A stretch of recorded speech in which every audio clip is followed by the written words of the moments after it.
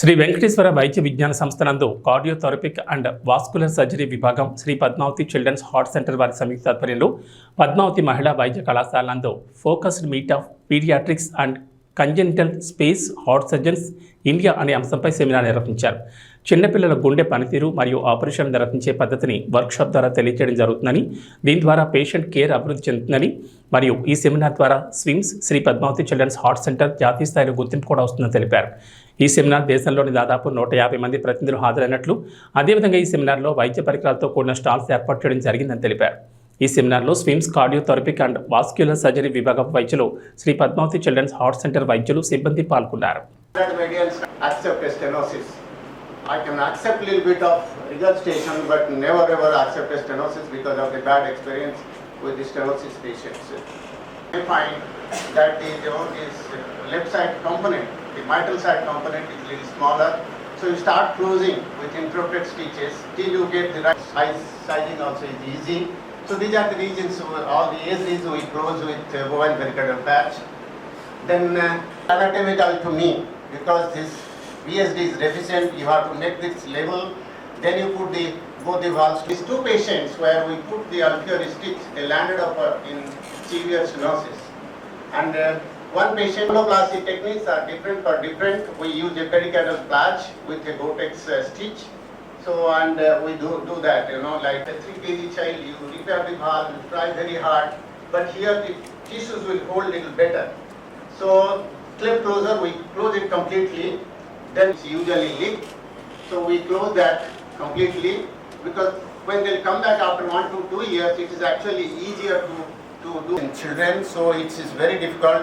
So whatever possible things which you could do, we adhesons, we try to give a little bit of commissurotomy.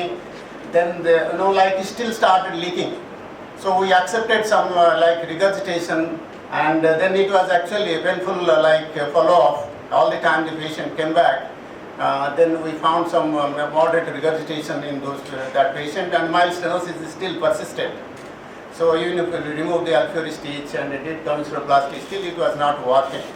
So then the patient lost to follow up. After 1 to 2 years, the patient lost to follow up. Probably he was fed up of that. The surgeon is not good, or he cannot do good work. Then after some time, we called after 2 years, that patient actually died. So it's like, say, that was the post of death. You can say that whether it died from this or from something else, we don't know. So, but that's the reason I did not add in that our mortality list. But if you can add, you can add this one in the mortality list.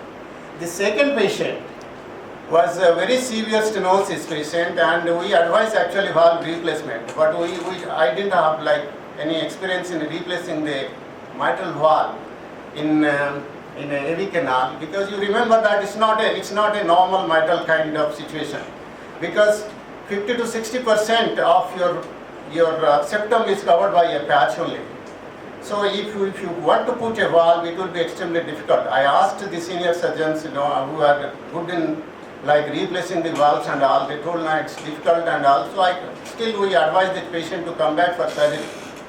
And we'll try to replace the valve, but that patient has still not come up for the follow-up. So that patient lost to follow-up, and after reviewing the literatures also, we found that if in AV canal patients who have undergone valve replacement, the mortality rate is 50%, and importantly also 30 to 40% of them, they will land up in heart blocks. So because of the two reasons and a bad experience with repairing a mitral valve in AV canal, post AV canal patients, we strongly recommend that never ever leave stenosis in AV canal repair.